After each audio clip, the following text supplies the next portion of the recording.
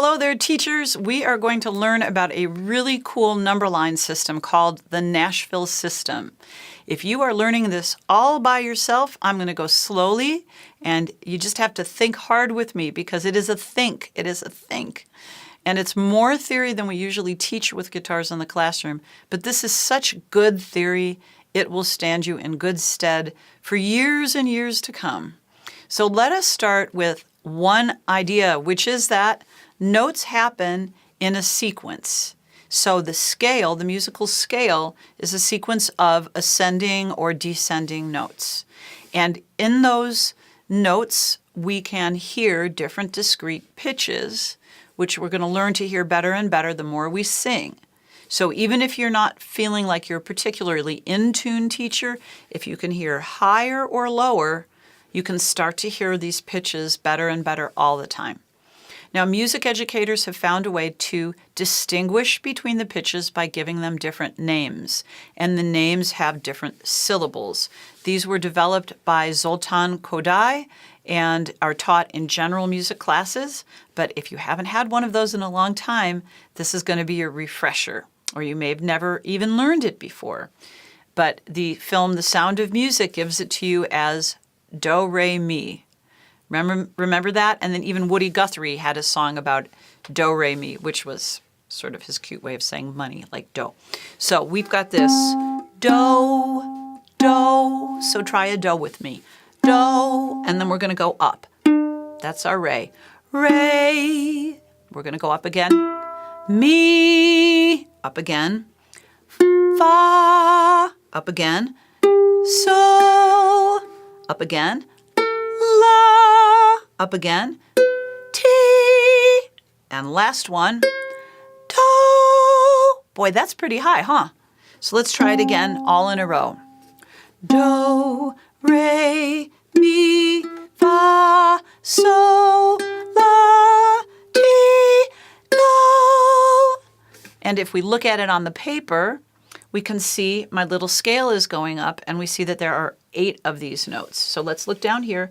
Octave means that there are 8 notes in that family. So we've got do, re, mi, fa, sol, la, ti, do. And let's sing them as numbers.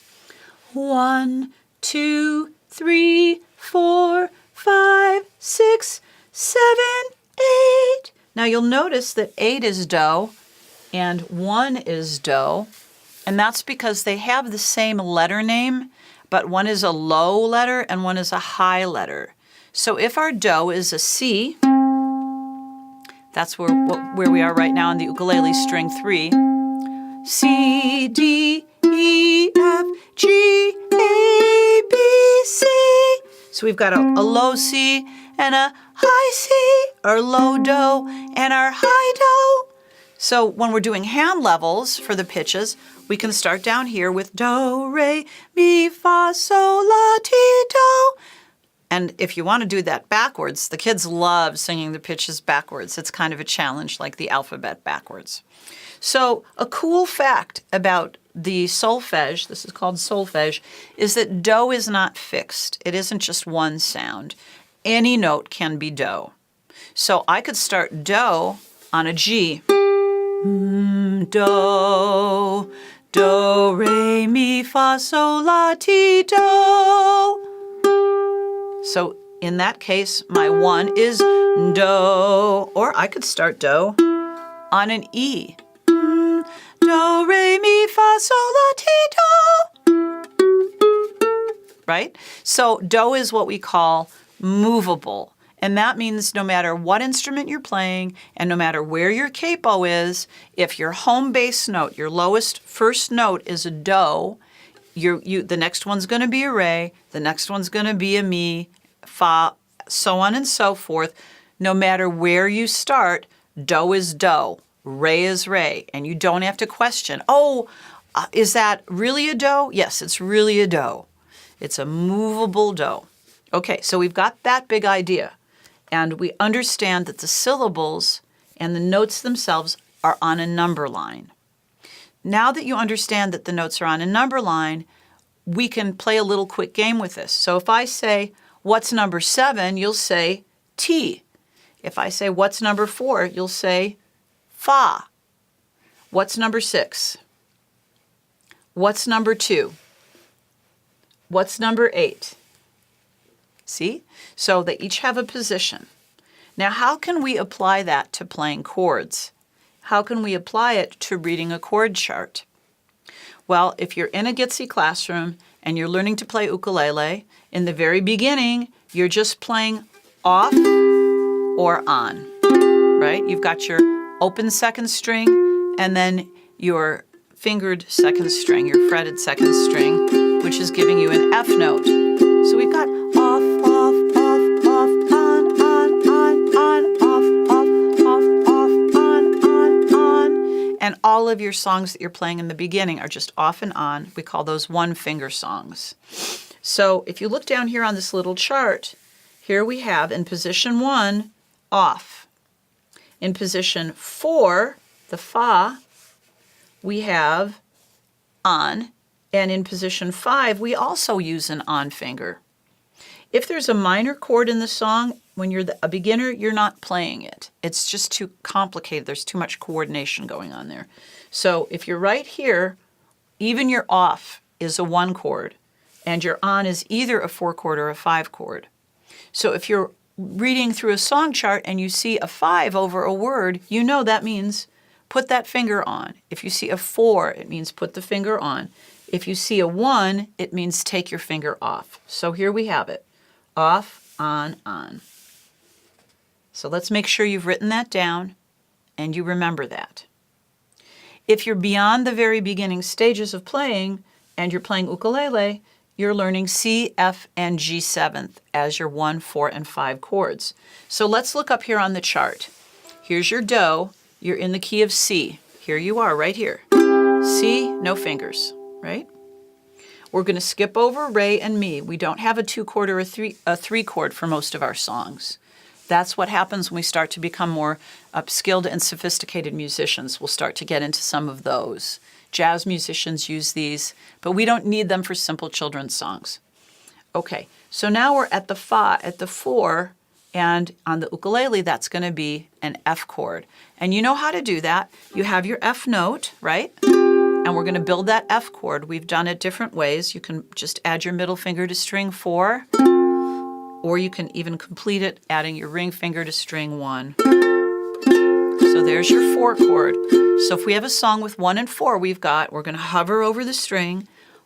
1, ready, 4, ready, 1, ready, 4, and 1, and 4, and 1, and 4. Or we could call it C and F, and C and F, etc. Okay, so we've got our 1, it's a C.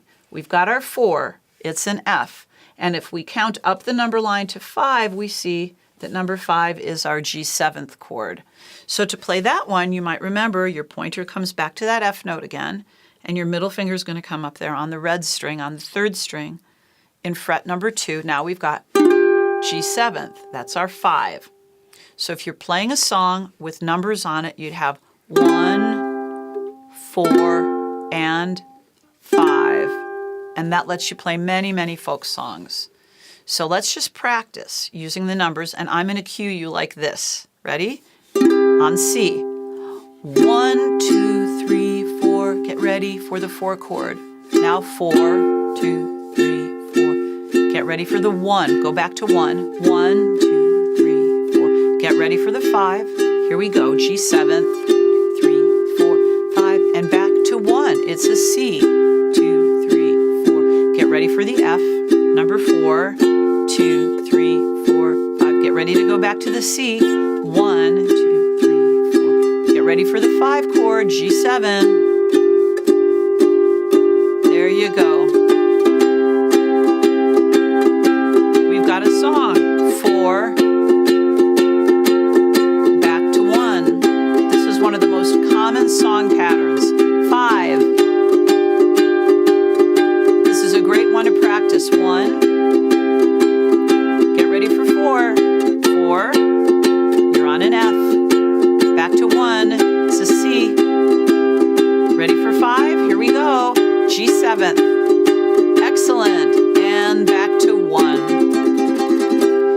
So the only chord we haven't really covered here is the A minor. So if we're going up, do, re, mi, fa, sol, la, after G in the musical scale, we start over again at A.